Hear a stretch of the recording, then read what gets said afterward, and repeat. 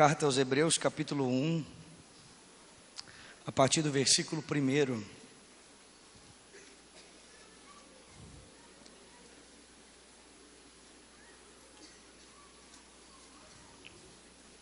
Carta aos Hebreus, capítulo 1, a partir do versículo 1. Quantos acharam? Diga, eu achei. Vamos ler aqui então, irmãos. Há muito tempo Deus falou de muitas vezes, Ele falou muitas vezes e de várias maneiras aos nossos antepassados por meio dos profetas. Mas nesses últimos dias falou-nos por meio do Filho, a quem constituiu o herdeiro de todas as coisas e por meio de quem Ele fez o universo. O Filho é o resplendor da glória de Deus e a expressão exata do seu ser. Sustenta todas as coisas por sua palavra poderosa. E depois de ter realizado a purificação dos pecados, Ele se assentou à direita da majestade nas alturas, tornando-se tão superior aos anjos, quanto o nome que herdou é superior ao deles. Pois qual dos anjos alguma vez disse: Tu és meu filho, e hoje eu te gerei, e outra vez eu serei o seu pai, ele será o meu filho? E ainda quando Deus introduz o primogênito no mundo, diz: todos os anjos de Deus o adorem. Quanto aos anjos, Ele diz: Ele faz dos seus anjos ventos, servos, clarões reluzentes. Mas a respeito do Filho diz: o teu trono, ó Deus, subsiste para todo sempre. Cetro de equidade é o cetro do teu reino.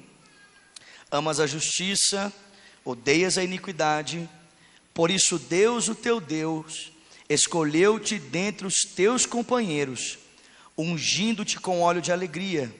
E também diz: no princípio, Senhor, firmastes os fundamentos da terra, e os céus são obra das tuas mãos.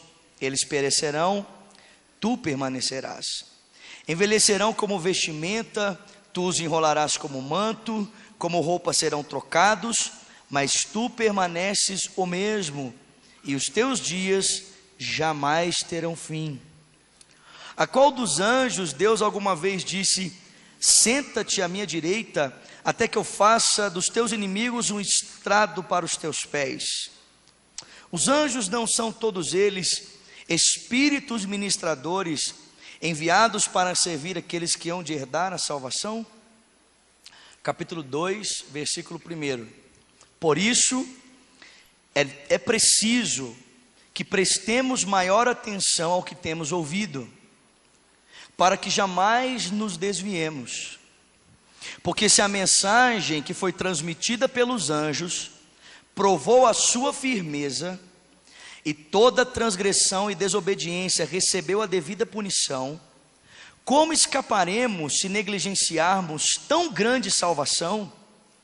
Essa salvação, primeiramente anunciada pelo Senhor, foi-nos confirmada por aqueles que a ouviram. Também Deus deu testemunho dela por meio de sinais, maravilhas, diversos milagres e dons do Espírito Santo, que foram distribuídos de acordo com a sua vontade. Pai, obrigado por esse tempo que, por meio das canções e da entrega, Senhor, dos nossos recursos, nós adoramos ao Senhor com as nossas palavras e com os nossos recursos. Obrigado, Senhor, porque isso vem de Ti e volta para Ti, e é para a Tua própria glória. E nesse tempo, Senhor, queremos pedir a Tua ajuda na compreensão da Tua palavra, porque, Senhor, precisamos de Ti. Sem Ti nada podemos fazer. Ajuda-nos, ó Deus. Para a glória do Teu nome pedimos, em nome de Cristo. Amém. Irmãos, algumas considerações antes de nós entrarmos propriamente no texto. Essa carta foi escrita, como o tema dela diz, para os hebreus. Quantos sabem aqui quem são os hebreus? Levante sua mão. Quem sabe aqui? Quem não sabe quem são os hebreus? Levante sua mão. Isso, ótimo. Os hebreus eram os judeus, aquele povo de Israel que foi levantado através da vida de um homem chamado Abraão, em Gênesis no capítulo 12. Então os hebreus são esse povo. A carta é escrita prioritariamente para eles. Ela tem aplicação para as nossas vidas, mas em específico, essa carta foi escrita primeiramente para eles. E é por essa razão que essa carta contém tantas citações do Antigo Testamento. Se você prestou atenção na leitura do texto, você percebeu que em muitos momentos o autor dessa carta se reporta a texto dizendo, como disse o tal texto, ou como disse em certo lugar. São citações do Antigo Testamento que estão sendo usadas aqui, nesse contexto, exatamente porque a carta era dirigida aos cristãos hebreus. O autor dessa carta, irmãos, nós não sabemos. Alguns dizem que pode ter sido o apóstolo Paulo, outros dizem que pode ter sido Lucas, mas uma vez que o autor da carta é desconhecido, prevalece para nós a autoria do Espírito Santo. Se você ler a carta aos Hebreus, do capítulo 1 até o capítulo 13, você vai perceber que em muitos momentos a carta diz, como disse o Espírito Santo, fazendo menção a essa inspiração do Espírito na vida do escritor para escrever esse texto. A carta é dirigida aos Hebreus, prevalece para nós a autoria do Espírito, e ela foi escrita provavelmente, aproximadamente no ano 65 depois de Cristo. Antes provavelmente do ano 70, porque o templo ainda não havia sido destruído. Existem algumas inferências aqui na carta aos Hebreus que nos fazem perceber que o templo em Jerusalém ainda não havia sido destruído pelo imperador Tito. Só que nessa época, irmãos, os cristãos que eram essencialmente ou prioritariamente cristãos judeus, ou seja, judeus que haviam sido convertidos ao cristianismo, eles estavam sendo perseguidos. No ano 65 depois de Cristo, o imperador Nero começou a perseguir os cristãos. Foi exatamente por causa dessa perseguição de Nero que Paulo foi decapitado, que João foi preso. Muitos cristãos morreram nessa época. E uma vez que o Espírito Santo desceu em Pentecostes, em Jerusalém, e os primeiros cristãos eram de nacionalidade judaica, eles sofriam muito com as perseguições. Muitos desses cristãos eram torturados, muitos eram mortos, outros eram obrigados a entregarem os seus bens, suas propriedades, suas riquezas. E devido a essa intensa perseguição, muitos cristãos judeus estavam pensando em abandonar a sua fé, estavam pensando em voltar atrás. Muitos deles sendo perseguidos, sendo jurados de morte, na iminência do martírio, estavam pensando em retroceder ao judaísmo. Por quê? O judaísmo, naquela época, era uma religião aceita pelo Império Romano. Nero aceitava o judaísmo, não tinha problema nenhum você ser judeu, mas o cristianismo não era aceito pelo Império. Uma vez que o cristianismo era visto como uma afronta ao imperador, porque era necessário confessar que Cristo era o Kyrios, o Senhor, e o imperador se denominava Senhor naquela época. Então o cristianismo era visto como uma subversão ao império, e as pessoas então eram perseguidas por ser cristãos. Então eles pensavam assim, poxa vida, se eu ficar no cristianismo, estou correndo o risco de morrer, mas se eu voltar para o judaísmo, eu vou voltar a ter paz.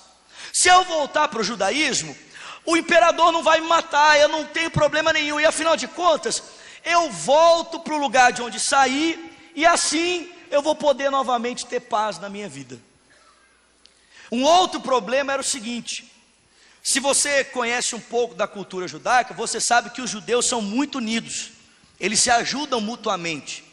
Só que quando um judeu se convertia ao cristianismo, os outros judeus viravam as costas para ele. Então imagina o quadro: você está sendo perseguido, jurado de morte, foi obrigado a entregar os seus bens, e aí você busca num judeu amigo conforto, abrigo por causa da perseguição, mas esse judeu não entregou a vida dele a Cristo. Então ele olha para você e diz: eu não tenho nada com você, porque você agora é cristão e eu não sirvo esse Deus cristão. Tamanha era a perseguição, irmãos, que essas pessoas estavam pensando em voltar atrás. Elas estavam pensando em retroceder. O propósito então dessa carta é exortar os irmãos. Essa palavra exortar no grego, ela tem duas linhas. A primeira era encorajar os irmãos a permanecerem firmes na sua fé em Jesus Cristo. Uma vez que eles estavam sendo perseguidos, estavam sofrendo, era necessário serem encorajados na sua fé, para que eles pudessem permanecer firmes na sua fé no Senhor Jesus. Mas não apenas encorajá-los, mas também exortá-los a respeito das consequências da desobediência ou do abandono, da apostasia da fé cristã. O autor aos Hebreus escreve para eles a fim de encorajá-los, dizer: olha, fiquem firmes, mesmo em meio à perseguição, mesmo em meio à afronta, mesmo em meio ao sofrimento, ainda que isso custe a sua vida, fique firme com Jesus Cristo. E não apenas isso, mas também dizer: olha, se você abandonar a fé em Cristo, se você abandonar a pessoa do Senhor Jesus, isso terá implicações, consequências para a sua vida. E como nós estamos acabando aqui o mês da apologética, eu pensei aqui sobre falar por que Jesus Cristo. Por que nós precisamos permanecer firmes na fé em Cristo. Talvez, irmãos, a perseguição que eu e você sofremos hoje não tem um aspecto físico. Em alguns lugares ainda isso existe. Se você está acompanhando as notícias no Egito, milhares de cristãos estão sendo mortos por causa da sua fé em Cristo Jesus. Mas a perseguição que acontece aqui no Brasil, ela é um pouco ideológica. Ela não tem tanto a ver com uma perseguição física, mas tem a ver com uma perseguição ideológica. Nós estamos vivendo hoje debaixo de um tempo em que o Ocidente está se tornando pagão. Nós estamos vivendo debaixo de uma cultura pagã, aonde se torna ridículo, absurdo alguém confessar uma fé em Cristo. Se torna motivo de escândalo, de ridicularização, alguém dizer: sou cristão, creio em Jesus Cristo. E é importante para nós, diante dessa cena, desse quadro, irmãos, sabermos o porquê temos que permanecer firmes na fé do Senhor Jesus Cristo. Quando somos afrontados pela cultura que nos cerca, quando somos afrontados pelos valores pagãos do mundo em que estamos vivendo, como eu e você respondemos à razão da nossa fé? Como respondemos à razão da nossa esperança? E não apenas isso, mas certamente muitos, talvez alguns de nós, diante desse quadro, dessa cena pagã em que estamos inseridos, talvez estão até mesmo pensando em voltar atrás a respeito da fé que abraçaram. Afinal de contas, a pressão ideológica é tão forte, é tão intensa, que parece que o melhor caminho talvez seja voltar para o lugar de onde eu saí e retomar a vida que eu tinha outrora e deixar esse negócio da fé em Jesus Cristo. Quais são os motivos que o autor nos dá, irmãos, para permanecermos firmes na fé em Cristo? Por que, irmãos, é necessário confiar na pessoa de Cristo?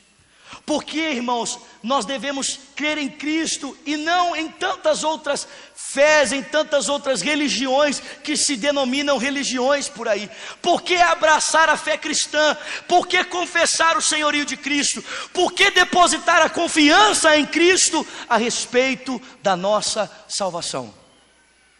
E o texto começa dizendo assim: há muito tempo Deus falou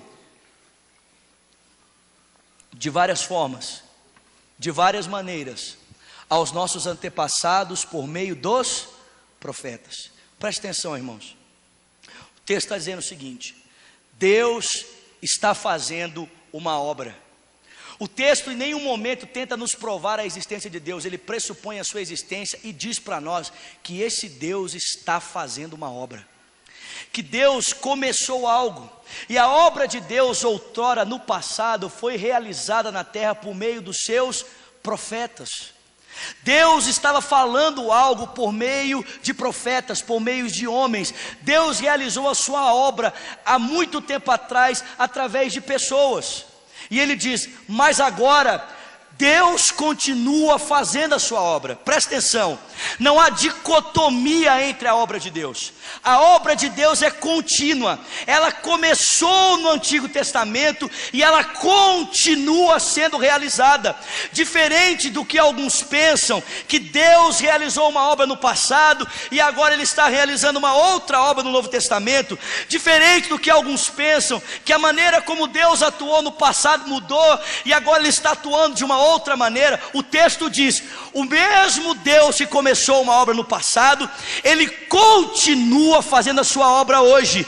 A mesma obra de Deus que foi feita outrora, lá atrás, por meio dos profetas, por meio dos meios a qual Deus usou, ela continua sendo feita nos nossos dias.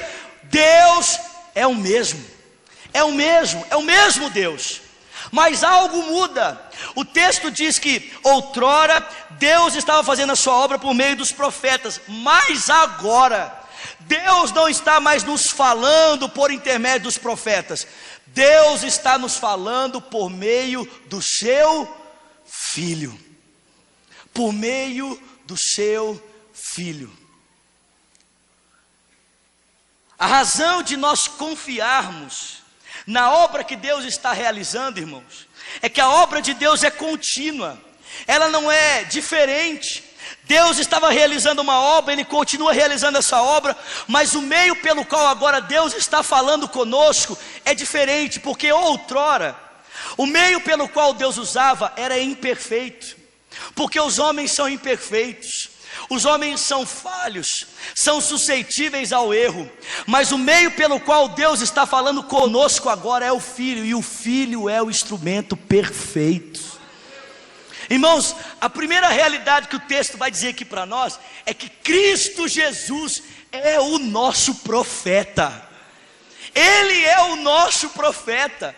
Ele é o profeta perfeito, exerce esse ofício agora.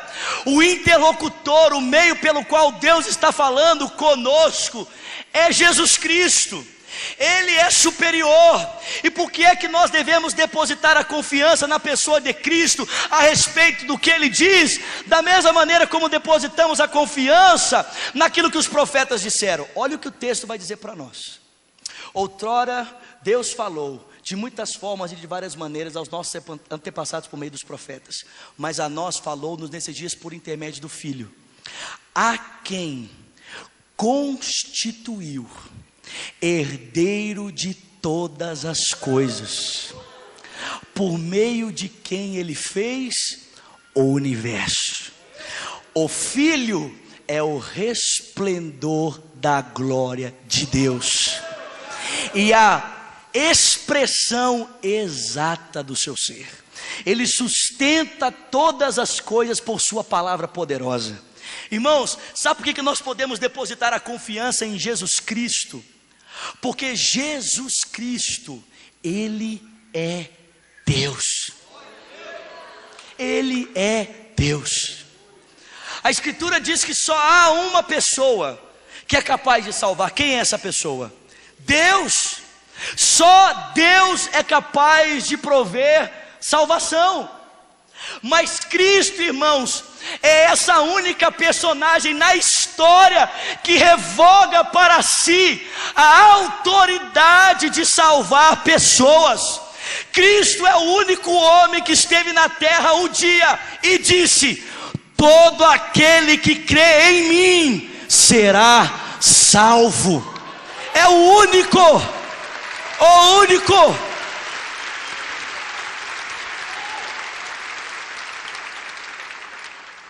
Se Cristo promete salvação e só Deus pode salvar, logo Cristo é Deus. Só Ele. Ele é o resplendor da glória de Deus. Ele brilha, uma outra versão diz, Ele brilha com o mesmo brilho do Pai. Por que é que nós podemos depositar a nossa confiança em Cristo? Por que é que podemos confiar nas palavras que são ditas por meio do Senhor Jesus nesse tempo? E o texto diz: podemos confiar em Cristo, porque Ele é o Deus que nos fala. Ele é o Deus que nos fala. João capítulo 1 versículo 14 diz que o verbo se fez carne, Ele habitou entre nós, e nós vimos a sua glória, a glória como do unigênito do Pai, cheio de graça e de verdade. Filipenses capítulo 2 versículo 5 diz que nós devemos ter o mesmo sentimento que houve em Cristo Jesus, que subsistindo Ele em forma de Deus, não considerou que o ser igual a Deus era algo que devia pegar-se, mas esvaziou-se a si mesmo, assumiu a forma de servo, fez-se semelhante aos homens, e sendo Ele encontrado na figura humana, Ele foi obediente até a morte, e morte de cruz. E é por essa razão que Deus o Pai o exaltou soberanamente e deu a Ele o nome que está acima de todos os nomes, para que ao nome de Cristo se dobre todo o joelho dos que estão no céu, na terra e debaixo da terra, e toda língua confesse: Jesus Cristo é o Senhor, para a glória de Deus o Pai. O texto diz: Ele é Deus.